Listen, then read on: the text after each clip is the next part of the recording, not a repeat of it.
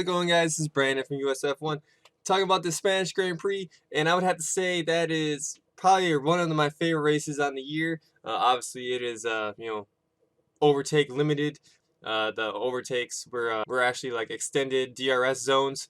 For the 2017 Grand Prix, they expanded the DRS zone, so therefore their back flapper was open for a while. Different tire strategies overall during the race, so you get to see a couple overtakes just due to tire types and all that stuff.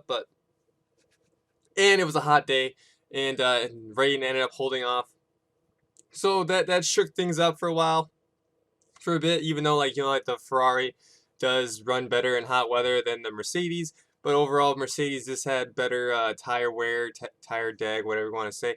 But overall, they ended up, Hamilton ended up taking the win. So congratulations, Lewis Hamilton, for winning the Spanish Grand Prix in 2017, with Sebastian Vettel coming second. First, let's talk about before we talk about the winners, let's talk about the losers.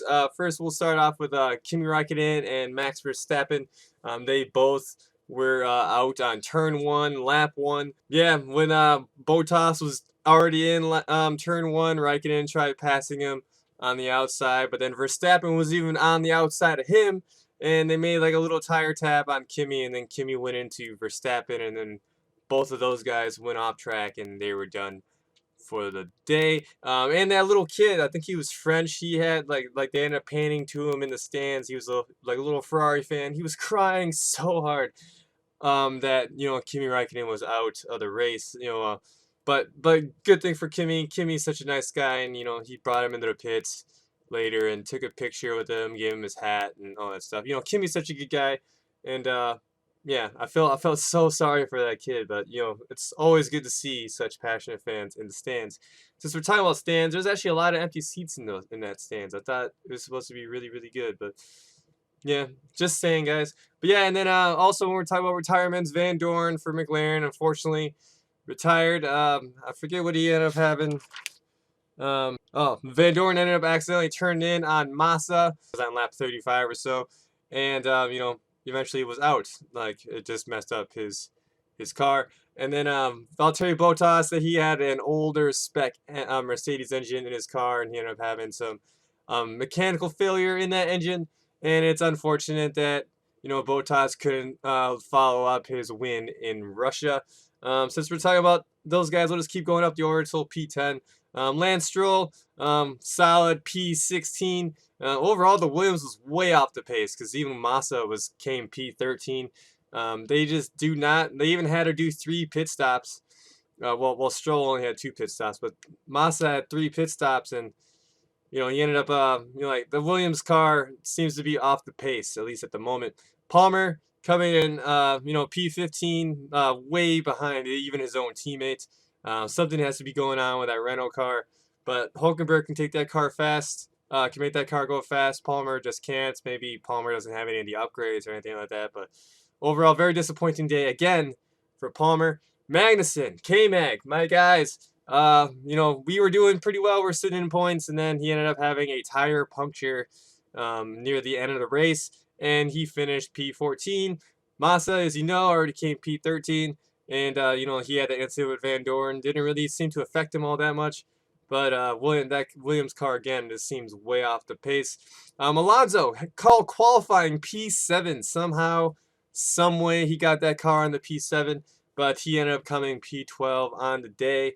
Crowd favorite, homeboy, local boy.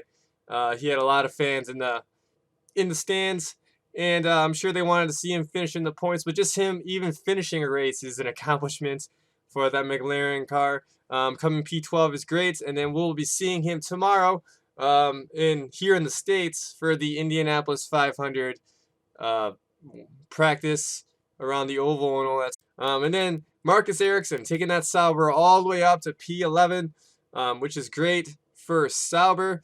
Like both those guys were quite far up the grid, making even teams like McLaren like Williams look pretty amateur-esque. But yeah, guys, that's from the bottom. That's from P11 down to P20.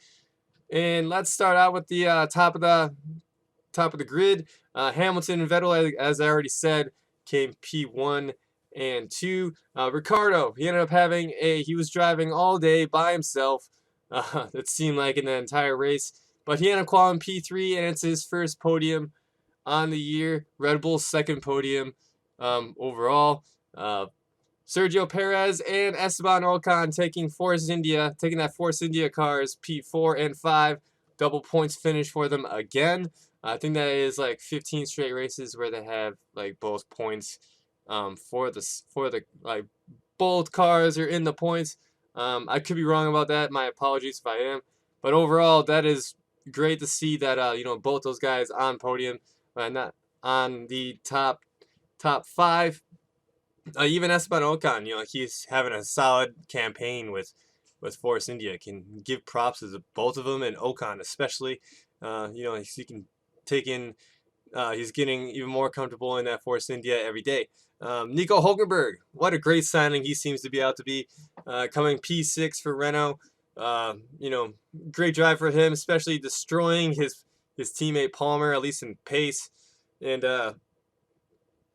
sure, you wanted more results, but can't argue against a P6 finish. And it was actually a pretty solid drive for Nico. Carlos Sainz ended up coming P7. He was somewhat battling Magnussen the entire time.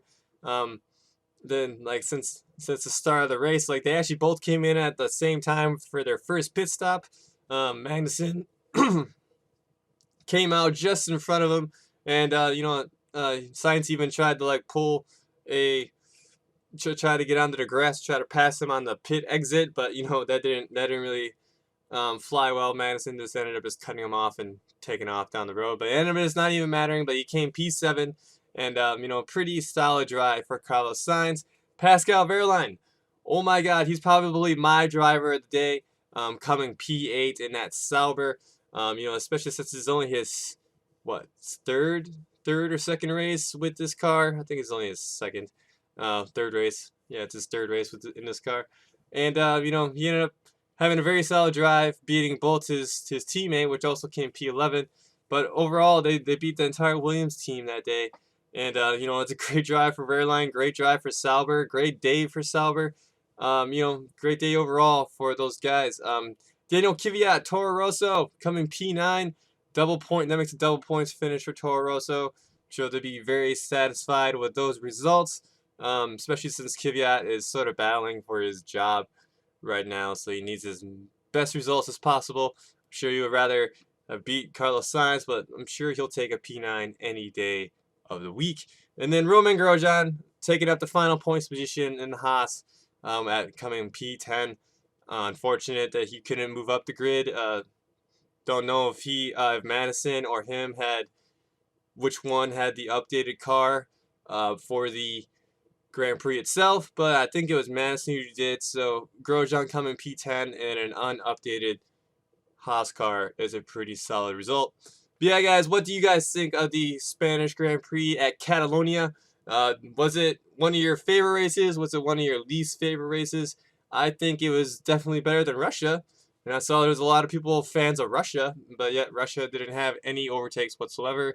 Here, there's plenty track scenes, retirements. Crowd was actually reactive. Strategy differences, tire wear, because this is highly degraded track. They run through their tires so quick here. And so you got to see different tire compounds going after each other, especially between Hamilton and Vettel. Vettel sort of closed the gap, but then ended up extending it out, then closed it again, then extended it out. Hamilton extended out that. So, yeah, guys, I thoroughly enjoyed it. I was kind of disappointed that Verstappen was out right at turn 1. Only because I wanted to see, Verstappen try to defend his win here that he got last year.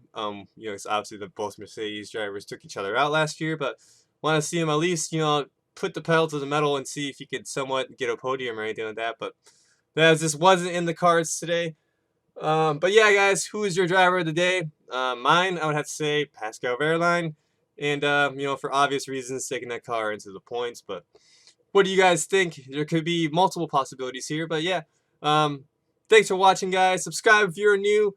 Slap that like button for the Spanish Grand Prix. You know, happy Mother's Day to all you mothers out there. Make sure, if not, it's your, you know, you guys probably already celebrated if you're in England, but, you know, it's Mother's Day here in the States, and just for the hell of it, say happy Mother's Day to your moms. You know, give her a hug and a kiss. All that stuff, you know, it's, you know, show her some love, you know, every day of the week. So, yeah, guys, I'm Brandon with USF1. Thanks for watching. Peace.